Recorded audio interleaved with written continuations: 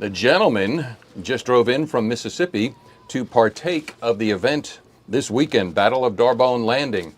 We're going to be talking with Pappy Wade. All right, 9:14 time-wise. The Gregorian calendar happens to be the 6th of March, and we have a live stream going, so it's live radio, live and local radio, live stream as well. And matter of fact, I didn't expect you there, Mr. Pappy Wade. Are you from Quitman, Mississippi? No, sir, I'm not from Quitman, Mississippi. We are based out of Morton, Mississippi. Morton, Mississippi. But you drove all the way over here this morning, going to be partaking of the 4th commemorative Battle of D'Arbonne Landing. And did you drive in the uniform all the way? No, sir, I'm not all the way in full uniform. I've just got the jacket on. It's kind of hard to drive pulling a cannon when you got knee-high boots and wool pants on. So you're a Zoom meeting. In other words, you got shorts and flip-flop. No, you don't. I'm kidding. I'm kidding. Look cool for that. All right, so let's start first things first. When did you get involved in the reenactment? I've been doing reenactment a little over 8 years now. 8 years. And what was your first, and what attracted you to get involved and do that? Well, when I was on ships as a merchant seaman, I got involved in living history on sailing ships. And, you know, we always did some battle sails here and there, and that got to be a lot of fun. And wound up, got invited down to Beauvoir at a reenactment, got asked to do artillery, and I've been hooked with the big guns ever since. Now, when you say the big guns, as a matter of fact, he just pulled into the radio station, taking his cannon. By the way, let me throw up the crossbars. They're not crossbars, are they? What are those? That's cross cannons. Cross cannons. You pulled in. We have the cannon right in front of the radio station. We're not going to fire it today, are we? We can if you want to. She ain't that heavy to unload. I'm not sure if the citizens around here would be too happy with us. No, we ain't going to do. Don't tempt me like that. I may have grown old, but I have not grown up, and I like to do that. All right, so the Battle of D'Arbonne Landing, by the way, it's going to be tomorrow, which is an educational day. We've already had on a couple of Buckskin Billy and Kevin Atkins, and then Saturday we have a reenactment. Sunday we have a reenactment. It's going to be at D'Arbonne State Park, and it's free to come and watch. You got to pay to get into the park, and that's totally understandable. Matter of fact, you've done a couple over in Mississippi. The Battle for Texas Hospital reenactment, you just did that recently. How'd that go? Went good. Weather was a little rough. That kind of, caused the reenactors numbers to dwindle and our spectator numbers to dwindle. But It's our first year hosting that event, and we look forward to be better next year. We really do. All right, so Quitman, Mississippi, where is that? That's going to be about 30 miles south of Meridian, Mississippi. It's real easy to get to. Okay. So Quitman, and then you have something coming up. Let's see, that's in September. What's going to be happening in September? September is at Dunn's Falls. That's an historic mill there. It's a 65-foot waterfall going onto the Chunky River. And that's just, again, that's kind of southwest of Meridian, a little bit shorter than Quitman. We're going to do a skirmish there. It's going to be kind of an immersive event for the spectators. It's going to be more for the spectators, and on top of that, we're going to use that event to do our period correct beauty pageant for the Battle of the Texas Hospital. So we're looking, that's going to be a fun little event for the family to come to. It's easy to get to, and we're hoping it'll kick off and be a good event. All right, so that's going to be in September. We got plenty of time on that one. You already have a Facebook up. What's that page for folks that want to go to it to see more about that, because you're getting this thing off the ground, aren't you? Yes, sir. We got asked to take this event over last year. We agreed. If you go on Facebook, you can look at Quitman campaign. We've already got the 2 flyers up for the coming event in September at Dunn's Falls. We've got the flyer up for Quitman Texas Hospital next year at Archusa Creek Water Park, and we'll be adding more stuff as we get the information available. All right, I'm liking what you're doing, and so I put up there the poster, skirmish at the falls. Did you say Chunky River? Chunky River. I've never heard of Chunky River. It actually, right there at Dunn's Falls, right past Dunn Falls, is where it converges into the Chickasawhay River. And it is a beautiful place. It's a good place to do kayaking, canoeing. I've done it several times on the Chunky River. There's a lot of history through there. All right. Well, don't hold this against. Are you wearing blue or gray? Are you going to be a Yankee reenactor this weekend? Or are you going to be a Southern reenactor? Well, it's whatever the event needs. That's what we do. I got it. am typically in blue, though. All right. Well, I've already told Kevin, and folks know I'm one of those ex-Yankees. I came south from Jersey, born in New York. But where I'm going with this is, I remember, and I was traveling Arkansas, Louisiana, Mississippi. And when I was going up, I'm thinking it was not 55. What's that other one that goes from New Orleans to where you're at, Quitman? What's that interstate? 59. 59. There's a creek called Jump Off Creek. Have you ever heard of that? I haven't heard of that one. Well, I took a picture there because I jumped off the bridge just to, tell people. So I like the Chunky River. All right, so let's get down to, you got attracted to the cannon first, correct? That's it.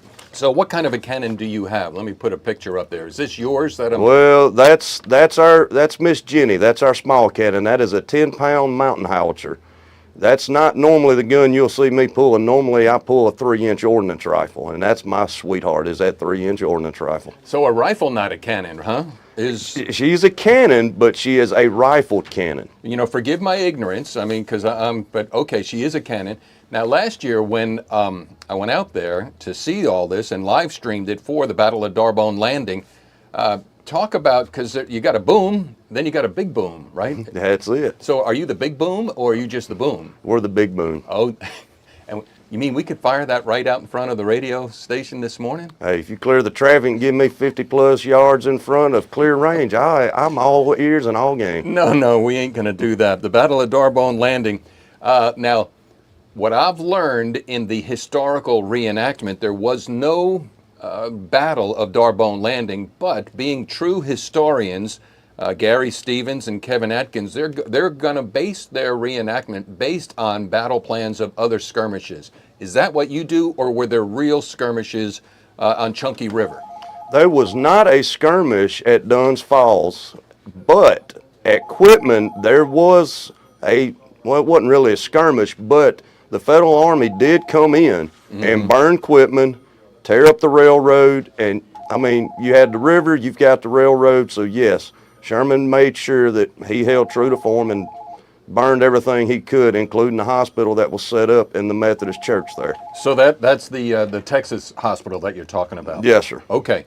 All right, so you mentioned Sherman, and I remember, again, coming down south when I did and I was a traveling salesman for women's apparel, so I traveled all over Arkansas, Louisiana, Mississippi.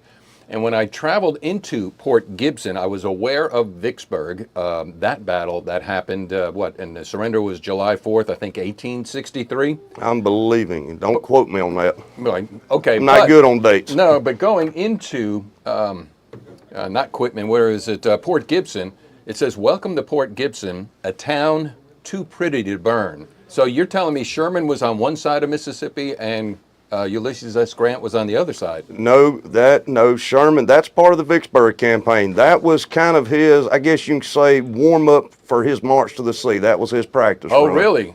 It's kind of like the storms that come in from the west. That's it. That's it. All right, so I got it. All right, so coming up this weekend, Battle of Darbone Landing, you're going to be here all 3 days, and talk about how the educational aspect, because you literally set up, and I know that I'm not using the right word, but camping, the encampment, right? I mean, you stay true to form as best you can, right? That is correct. I mean, we do cook on open fire. We've got the camps. We welcome the spectators to come in, to talk, to socialize with us.